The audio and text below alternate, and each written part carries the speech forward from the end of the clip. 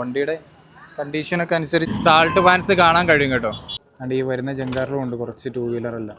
Colour change നമുക്ക് അറിയാൻ പറ്റുന്നുണ്ട്. കണ്ടോ, ഇങ്ങനെ എൻ്റെ മിർജ ഫോർട്ടിൻ്റെ അടുത്ത് എത്തിയിട്ട് ഷീറ്റെല്ലാം വിരിച്ചുള്ള കച്ചവടമാണ്. ഹലോ, അപ്പോൾ ഗോകർണയിലെ രണ്ടാമത്തെ ദിവസമാണ് ഇന്ന്. അപ്പോൾ ഇന്നലെ നമ്മൾ പ്രധാനമായിട്ടും പോയത് ഗോകർണ മെയിൻ ബീച്ച്, ജഡായു തീർത്ഥം, അതുപോലെ ഈ ഗോഗർബ ശിവ കേവ്സ്, അതുപോലെ കുഡ്ലെ ബീച്ച് എന്നീ സ്ഥലങ്ങളിലാണ് നമ്മൾ ഇന്നലെ പോയത്. അപ്പോൾ ഇന്ന് നമ്മൾ പോകാൻ ഉദ്ദേശിക്കുന്നത് പറയുന്നത് ഒരുപാട് ബീച്ചുകൾ തന്നെയാണ്. ആൾഫ് മൂൺ ബീച്ച്, അതുപോലെ പാരഡൈസ് ബീച്ച്, അതുപോലെ പ്രധാനമായിട്ടും ഓം ബീച്ച്, ഇങ്ങനെയുള്ള ബീച്ചുകളിലൊക്കെയാണ് പോകാൻ ഉദ്ദേശിക്കുന്നത്. അപ്പോൾ ഇന്നൊരു ബൈക്ക് റെൻറ്റിന് എടുക്കാൻ ഉദ്ദേശിക്കുന്നുണ്ട്. കാരണം ഇതൊക്കെ കുറച്ച് ഡിസ്റ്റൻസ് ഉണ്ട്, ഒരു 5-6 കിലോമീറ്ററിൽ ഇവിടുന്ന് പോകാനുണ്ട്. അപ്പോൾ ഒരു ബൈക്ക് എടുത്തിട്ട് കറങ്ങാനാണ് ഉദ്ദേശിക്കുന്നത്. അപ്പോൾ അതൊക്കെ നമുക്ക് നോക്കാം. അപ്പോൾ ഇപ്പോൾ ഞാൻ നിൽക്കുന്നത് കോടി തീർത്ഥം എന്ന് പറഞ്ഞൊരു അമ്പലക്കുളത്തിൻ്റെ അടുത്താണ്. അപ്പോൾ ഇതാണ് ഗോകർണയിലെ കോടി തീർത്ഥം എന്നറിയപ്പെടുന്ന അമ്പലക്കുളം. നല്ല വെള്ളമുണ്ട് കേട്ടോ, നല്ല വെള്ളമുണ്ട്, നല്ല ആഴമുണ്ട്. അതുകൊണ്ട് തന്നെ ഈ സൈഡിൽ ചില സൈഡിലൊക്കെ ഇതുപോലെ കമ്പി കൊണ്ട് ബാരിക്കേഡെല്ലാം കെട്ടിയിട്ടുണ്ട്. അതുപോലെ തന്നെ സൈഡിൽ ഓരോ മണ്ഡപങ്ങളുണ്ട്, ചെറിയ ചെറിയ കുടിലുകളും മണ്ഡപങ്ങളായിട്ടുണ്ട്. അതിൻ്റെ അടിയിലൊക്കെ ആയിട്ട് ഒരുപാട് പൂജകളെല്ലാം നടക്കുന്നുണ്ട്. അതുപോലെ തന്നെ ആണ്ട് ഏറ്റവും നടുവിലായിട്ടൊരു മണ്ഡപവും നമുക്ക് കാണാൻ കഴിയും. ഈ കോടി തീർത്ഥത്തിൽ വന്നുകൊണ്ട് പാപസ്നാനം ചെയ്തുകൊണ്ടാണ് കേട്ടോ എല്ലാവരും ഈ അമ്പലങ്ങളിലോട്ടെല്ലാം കയറുന്നത്. പ്രധാനമായിട്ടും ശ്രീ മഹാബലേശ്വര ക്ഷേത്രത്തിലോട്ടൊക്കെ കയറുന്നത് ഇവിടെ വന്ന് പാപസ്നാനം ചെയ്തതിന് ശേഷം മാത്രമാണ് ഇവിടെ നിന്ന് അങ്ങോട്ട് പോകുന്ന ആൾക്കാർ.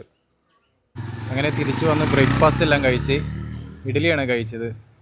60 രൂപയായി. അത്യാവശ്യം നല്ല കോസ്റ്റ്ലിയാണ് ഫുഡിനൊക്കെ. അപ്പോൾ അതാണ്ട് മഹാബലേശ്വര ക്ഷേത്രത്തിൻ്റെ അടുത്തോട്ട് വരുമ്പോൾ ഇവിടുത്തെ ഫെസ്റ്റിവലിന് ഉപയോഗിക്കുന്ന ഒരു തേരെല്ലാം വെച്ചേക്കുന്ന ഒരു ബിൽഡിംഗ് ആണ്. ക്ഷേത്രത്തിൽ അത്യാവശ്യം നല്ല തിരക്കുണ്ട് കേട്ടോ, എല്ലാവരും ക്യൂ നിന്നുകൊണ്ടിരിക്കുകയാണ്. എൻ്റെ ഫ്രണ്ടിലായിട്ട് ഓരോ കടകളെല്ലാം ഉണ്ട്. പാത്രങ്ങളുടെ എല്ലാം ഒരു കടയാണ്, പൂജ ഐറ്റംസിൻ്റെയൊക്കെ. ഈ മഹാബലേശ്വര ക്ഷേത്രത്തിൻ്റെ ഫ്രണ്ടിലായിട്ട് തന്നെയാണ് ശ്രീ മഹാഗണപതി ക്ഷേത്രവും വരുന്നത് കേട്ടോ. അതിൻ്റെ ഫ്രണ്ടിലൊക്കെ ആയിട്ടാണ്ട് ഓരോരുത്തർ ഇതുപോലെ ചെറിയ ഫ്ലവേഴ്സ് എല്ലാം കച്ചവടം ചെയ്യുന്നുണ്ട്. പൂജയ്ക്ക് വേണ്ട ഫ്ലവേഴ്സാണ് ഇതെല്ലാം. അമ്പലത്തിൻ്റെ പരിസരങ്ങളിലായി ഇതുപോലുള്ള മരത്തിൽ പണിത് വെച്ച ഒരുപാട് കരകൗശല വസ്തുക്കളുണ്ട് കേട്ടോ. നല്ല രസമുണ്ട് എല്ലാം കാണാൻ. ഒരുപാട് സ്പൈസീസ് എല്ലാം ഉള്ളൊരു കടയാണ്. സ്പൈസീസും അതുപോലെ തന്നെ ഒരുപാട് സ്നാക്സ് എല്ലാം ഉണ്ട്. അതിനോട് കൂടെ തന്നെ ഇതുണ്ട്, ഒരു കല്ല് കൂട്ടിയിരിക്കുന്ന സാധനം പല കളറിലായിട്ടുണ്ട്. എന്തുവാണെന്ന് അറിയത്തില്ലല്ലോ. അതാണ്ട് കണ്ട് ഈ ഒരു ഐറ്റം എല്ലാ കടയിലും ഉണ്ട് കേട്ടോ. ഇതൊരു കല്ല് കൂട്ടിയിരിക്കുന്നൊരു സാധനമാണ്, എന്തുവാണ് ഇതെന്ന് അറിയത്തില്ല. എന്താണ്ട് അങ്ങനെ വീണ്ടും നമ്മൾ ഒരു പ്രാവശ്യം കൂടെ ഗോകർണ മെയിൻ ബീച്ചിലോട്ട് എത്തി കേട്ടോ. ഇഷ്ടം പോലെ ആൾക്കാരാണ്. സമയം 9 മണി ആയിട്ടുണ്ട്, എന്നാലും ഒരുപാട് ആൾക്കാരാണ് ഇപ്പോൾ തന്നെ ഉള്ളത്. നമ്മൾ ഈ സന്ധ്യക്കൊക്കെ ഉള്ള പോലെ തന്നെ ഉള്ള ആക്ടിവിറ്റീസ് എല്ലാം ഈ രാവിലെയുണ്ട് കേട്ടോ. അതുകൊണ്ട് കുതിരയും ഒട്ടകങ്ങളെല്ലാം ഉണ്ട്. അതുപോലെ തന്നെ ഒരുപാട് വാട്ടർ ആക്ടിവിറ്റീസ് എല്ലാം ഉണ്ട്. ഈ ഭാഗത്തായിട്ട് ഇൻസ്റ്റൻ്റായിട്ട് ഫോട്ടോ എല്ലാം എടുത്ത് കൊടുക്കുന്ന ആൾക്കാരാണ്. അതുപോലെ തന്നെ ബീച്ച് നല്ല വൃത്തിയായിട്ടാണ് കേട്ടോ സൂക്ഷിക്കുന്നത്. അതുകൊണ്ട് ഇതുപോലെ ക്ലീനിങ് ചെയ്യാനുള്ള തൊഴിലാളികളെല്ലാം ഉണ്ട് ഇവിടെ.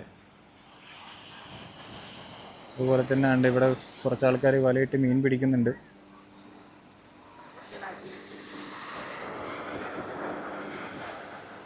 കൂരിയാണ് തോന്നുന്നത്. അങ്ങനെ കുറച്ച് മീനെല്ലാം കിട്ടിയിട്ടുണ്ട് കേട്ടോ.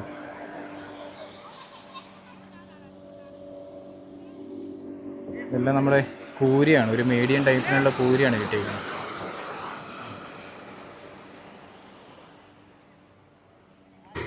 അങ്ങനെയാണ്ട് നമ്മൾ ഈ ഷോപ്പിൽ നിന്ന് വണ്ടി റെൻറ്റിന് എടുത്തു കേട്ടോ. 600 രൂപയാണ് പറഞ്ഞത്, ഒരു ദിവസത്തിന് 600 രൂപ. അങ്ങനെ കുറേ കടയിൽ കയറി ഇറങ്ങി. ഇതാണ് വണ്ടി. എല്ലാവരും ചില കടയിലൊക്കെ 900 ആൻഡ് 800, 700 അങ്ങനെ ഓരോ റേറ്റാണ്. വണ്ടിയുടെ കണ്ടീഷനൊക്കെ അനുസരിച്ചായിരിക്കാം. എന്തായാലും ഈ വണ്ടിക്ക് 600 രൂപയാണ് ഒരു ദിവസത്തിന് പറഞ്ഞിട്ടുള്ളത്. അങ്ങനെ ഒരുപാട് കടകളുണ്ട്, റെൻറ്റിനായിട്ട് കൊടുക്കുന്ന ഒരുപാട് കടകളുണ്ട്. അങ്ങനെ ഈ കടയിൽ നിന്നാണ് നമ്മൾ എടുത്തത്. അങ്ങനെ എണ്ണ അടിക്കാൻ വേണ്ടി പെട്രോൾ പമ്പിൽ വന്നാണ്. ഇപ്പോൾ വണ്ടി എടുത്ത സ്ഥലത്ത് നിന്ന് ഒരു 1.5 കിലോമീറ്റർ വരണം ഇങ്ങോട്ട്. ഈ പമ്പ് മാത്രമല്ല ഇവിടെ അടുത്തായിട്ട്. ഇവിടെ നല്ല തിരക്കാണ്. അതുകൊണ്ട് തന്നെ എല്ലാം ഇതുപോലുള്ള റെൻറ്റിന് വണ്ടികളാണ് കേട്ടോ. കൂടുതൽ ആൾക്കാർ വന്നിട്ട് റെൻ്റൽ വണ്ടികളാണ് എടുക്കുന്നില്ല. നല്ല അത്യാവശ്യം തിരക്കുണ്ട്. വെയിറ്റ് ചെയ്യാം. നമുക്ക് ഈ കർണാടകയിലെ ഗോകർണയിൽ ഒരുപാട് സാൾട്ട് പാൻസ് കാണാൻ കഴിയും കേട്ടോ. അതിലൊരു ഉപ്പുപാടമാണ് ഇത്. ചിലതിലൊക്കെ വെള്ളം നിറച്ച് ഇട്ടിട്ടുള്ളൂ കേട്ടോ. അതുകൊണ്ട് ആ സൈഡിലെല്ലാം ഉപ്പ് കരയത്തോട്ട് കോരി ഇട്ടേക്കുന്നതാണ് കാണുന്നത്. അങ്ങനെ അപ്പോൾ ഗോകർണയിലും ഉപ്പുപാടങ്ങളുണ്ട് ഒരുപാട്. പണ്ട് ഗോകർണയിൽ വരുവാണെങ്കിൽ ഇതുപോലുള്ള ഒരുപാട് വാട്ടർ ആക്ടിവിറ്റീസ് എല്ലാം ഉണ്ട് കേട്ടോ ഇവിടെ. അപ്പോൾ കുറച്ചിങ്ങോട്ട് മാറി ഗോകർണയിൽ മറ്റൊരു ഹാർബറിലാണ് ഇപ്പോൾ നിൽക്കുന്നത്. നമ്മൾ കഴിഞ്ഞ ദിവസം വേറൊരു ഹാർബർ പോയിരുന്നു. ഇവിടെ ഉള്ളത് കുറച്ച് വലിയ ബോട്ടുകളാണ് കേട്ടോ. ഇങ്ങനത്തെ കുറച്ച് വലിയ ബോട്ടുകളാണ് ഇവിടെ ഉള്ളത്. മീനെല്ലാം ഇറക്കിക്കൊണ്ടിരിക്കുവാണ് ഇവിടെ. ഇവിടെ വരുന്ന മീനെല്ലാം ഇതുപോലെ ആണ്ട് ലോഡ് ചെയ്തിട്ട് പോകുന്നതാണ് കേട്ടോ. ഇതൊക്കെ ഡയറക്റ്റായിട്ട് ഇതേക്ക് ലോഡ് ചെയ്യുന്നതാണ്. ഇവിടെയായിട്ട് കുറച്ച് ആൾക്കാർ ചൂണ്ടയെല്ലാം ഇടുന്നുണ്ട്. വലിയ തിരക്കൊന്നുമില്ലാത്തൊരു ഹാർബറാണ്.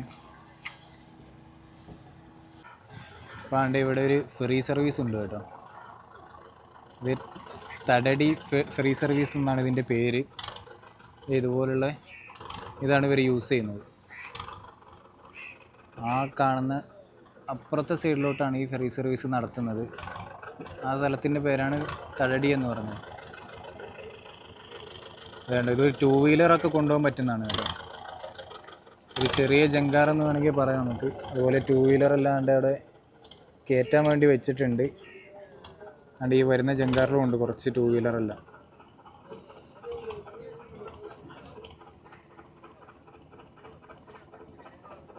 അതുകൊണ്ട് ഇത് ഏകദേശം കരയിലോട്ട് എത്താറായി.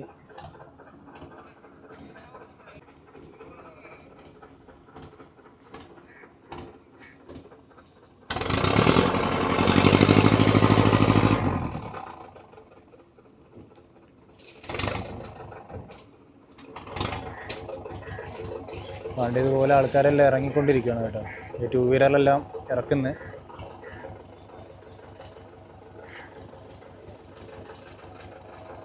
അതുപോലെ തന്നെ ഇവിടെ നിന്ന് ഇനി അങ്ങോട്ടും സർവീസ് നടത്തുള്ളൂ.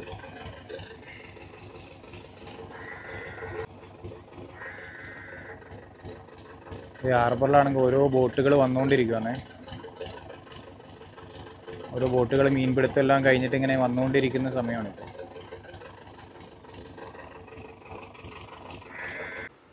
ഇങ്ങനെ നമ്മൾ വേറൊരു ബീച്ചിലെത്തി കേട്ടോ. ഈ ബീച്ചിൻ്റെ പേര് ഗോഡ്സോൺ ബീച്ച് എന്നാണ്.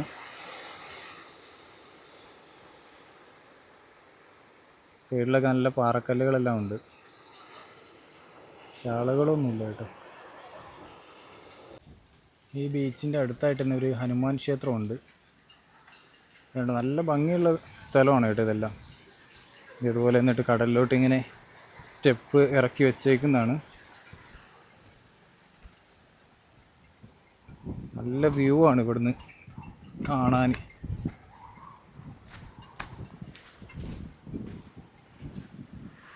കണ്ടോ, നല്ല അടിപൊളിയായിട്ടുള്ള വ്യൂസാണ് കിട്ടുന്നത്.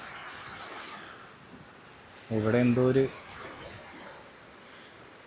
പ്രാർത്ഥന സെറ്റപ്പ് ഉണ്ട് കേട്ടോ. പാറയുടെ ഇവിടെ എന്തോ ഒരു ഇതുണ്ട്, എന്തോന്ന് അറിയത്തില്ല. അതുപോലെ തന്നെ നല്ല ഭംഗിയാണ് കേട്ടോ കാഴ്ചകളെല്ലാം. പണ്ടേ മറ്റൊരു ബീച്ചിലെത്തി കേട്ടോ. ഈ ബീച്ചിൻ്റെ പേര് ബേൽക്കൺ ബീച്ചാണ്. പക്ഷേ ഇവിടുത്തെ വെള്ളത്തിന് കണ്ടില്ല കളറ്, നല്ല ചുമന്ന കളറ് വെള്ളമാണ് ഇവിടുത്തെ വെള്ളത്തിൻ്റെ കളറ്. ചില പാറക്കല്ലൊക്കെ ഏതാണ്ട് ഇങ്ങനെ ഇരിക്കുന്നത് ഈ കളറിലായിട്ട്. അതുപോലെ തന്നെ ഇവിടുത്തെ മണ്ണിനും ചുമന്ന കളറാണ്.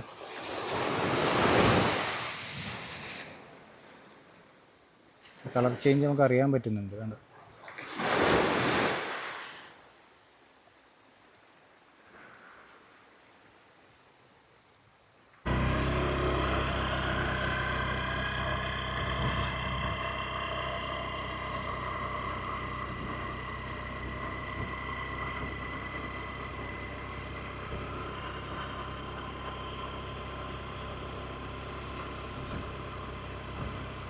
അങ്ങനെ രാവിലത്തെ കുറച്ച് കറക്കമൊക്കെ കഴിഞ്ഞുകൊണ്ട് പോയി ഫുഡ് കഴിച്ച് ലെമൺ റൈസാണ് കഴിച്ചത്. അതിനുശേഷം റൂമിലെല്ലാം പോയി റെസ്റ്റ് എടുത്ത് ഇപ്പോൾ സമയം 4 മണിയായി. അപ്പോൾ ഇവിടെ മിർജ എന്ന് പറഞ്ഞൊരു സ്ഥലമുണ്ട്, അവിടെയാണ് മിർജ ഫോർട്ട് ഉള്ളത്. അപ്പോൾ ഇനി അങ്ങോട്ട് ഇവിടുന്ന് ഏകദേശം 22 കിലോമീറ്റർ ആണുള്ളത്. അപ്പോൾ നമ്മൾ ബൈക്ക് റെൻറ്റിന് എടുത്തുകൊണ്ട് നമുക്ക് എളുപ്പത്തിൽ പോയി വരാവുന്ന കാര്യമുള്ളൂ. അപ്പോൾ ഇനി എന്തായാലും നമുക്ക് മിർജ ഫോർട്ടിലോട്ടൊന്ന് പോയിട്ട് വരാം.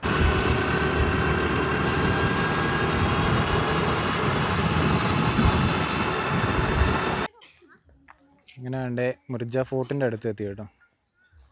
ഇതാണ് മിർജ ഫോർട്ട് എന്ന് പറയുന്നത്. എന്തായാലും നമുക്കൊന്ന് അകത്തോട്ട് കയറി നോക്കാം.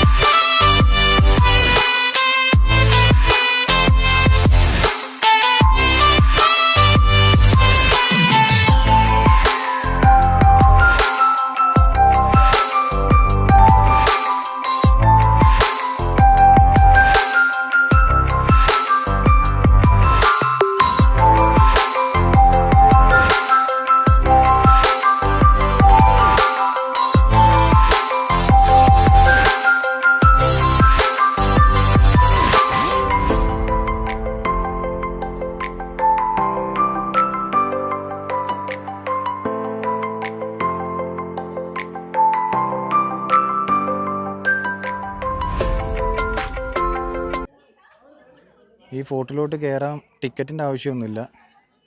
വണ്ടി കൊണ്ട് വരുവാണെങ്കിൽ വണ്ടിക്ക് ചെറിയൊരു ചാർജ് അവിടെ മേടിക്കും, അത് മാത്രമേ ഉള്ളൂ. അല്ലാതെ ഇതിനകത്തോട്ട് കയറാൻ ടിക്കറ്റിൻ്റെ ആവശ്യമൊന്നുമില്ല. അതുപോലെ തന്നെ വൈകുന്നേരം 6 മണി വരെ ഉള്ളൂ കേട്ടോ. 6 മണിയാകുമ്പോഴേക്കും സെക്യൂരിറ്റീസ് എല്ലാം ഉണ്ട്. അവരിത് എല്ലാവരെയും പുറത്താക്കാൻ നിൽക്കുകയാണ്. 6 മണിയായി, ഇപ്പോൾ 6 മണി ഏകദേശം 5:50 എന്തായാലും ഇനി പുറത്തോട്ട് പോവാം.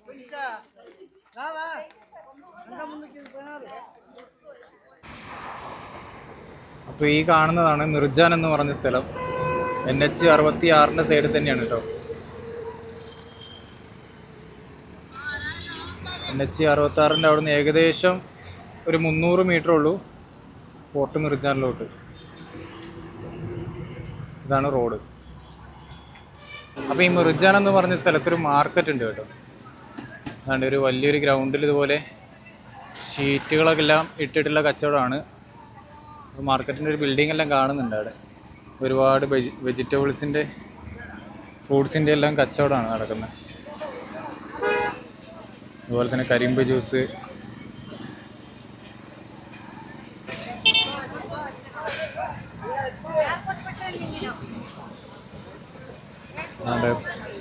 പഴങ്ങൾ, അങ്ങനെ ഷീറ്റെല്ലാം ഇട്ടിട്ടുള്ള കച്ചവടമാണ്.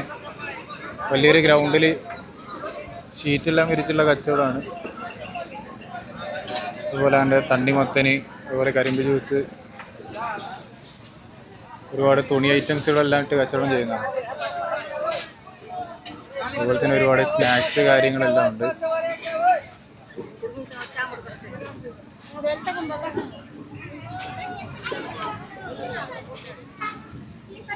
അതുകൊണ്ട് കുറച്ച് ഫാൻസി ഐറ്റംസ് എല്ലാം വിൽക്കുന്ന ഒരു കടയാണ് കേട്ടോ. കൂടുതലും വെജിറ്റബിൾസ് തന്നെ ആയിരിക്കുമല്ലോ ഇങ്ങനത്തെ മാർക്കറ്റിലൊക്കെ ഉണ്ടോ.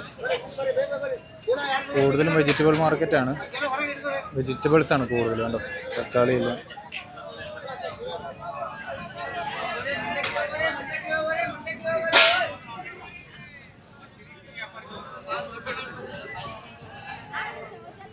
അതിൻ്റെ പരിപ്പ്, പയറ്, കടല അങ്ങനെയുള്ള ഐറ്റംസ് ഒക്കെ കവറിലാക്കി വെച്ചേക്കുന്നതാണ്.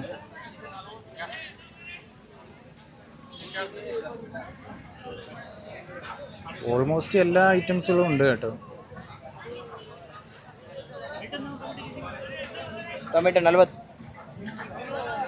പലചരക്ക് സാധനങ്ങളെല്ലാം ഉണ്ട് കേട്ടോ. മുളക് പൊടി, മഞ്ഞൾപ്പൊടി, മല്ലിപ്പൊടി അങ്ങനെയുള്ള ഐറ്റംസ് എല്ലാം ഉണ്ട്. പുളിയാണ് ഇരിക്കുന്നത്.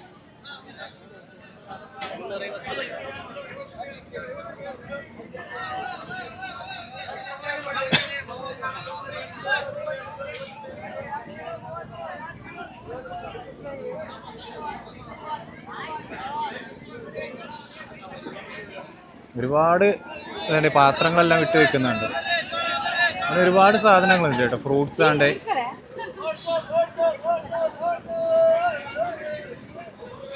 അങ്ങനെ ഓൾമോസ്റ്റ് എല്ലാ സാധനങ്ങളുണ്ട്. വെജിറ്റബിൾസ്, ഫ്രൂട്ട്സ്, പലചരക്ക് സാധനങ്ങൾ, നമ്മുടെ പാത്രങ്ങൾ, അതുപോലുള്ള സ്നാക്സുകൾ, അതുപോലുള്ള അത്യാവശ്യം വലിയൊരു മാർക്കറ്റാണ്. നീണ്ടു കിടക്കുന്നുണ്ട് അങ്ങോട്ടൊക്കെ. ചോളമൊക്കെ ഇരിക്കുന്നു.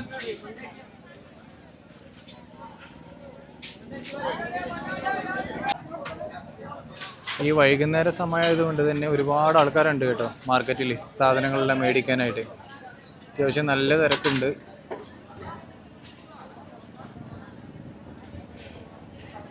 ഇത് എല്ലാ ദിവസവും കാണത്തില്ലെന്ന് തോന്നുന്നു കേട്ടോ ഈ മാർക്കറ്റ്. എല്ലാ ദിവസത്തിൻ്റെ പോലെയല്ല ഇവർ ഈ സെറ്റിങ്സൊക്കെ കണ്ടില്ലേ, സവാള ചാക്കിലൊക്കെ കെട്ടി വെച്ചേക്കുന്നത്. അപ്പോൾ വീക്കിൽ ഒരു ദിവസമൊക്കെ ആയിരിക്കും ഈ മാർക്കറ്റ് ഉണ്ടാകുന്നത്. അതായിരിക്കും ഇത്രയും തിരക്കും കാര്യങ്ങളൊക്കെ.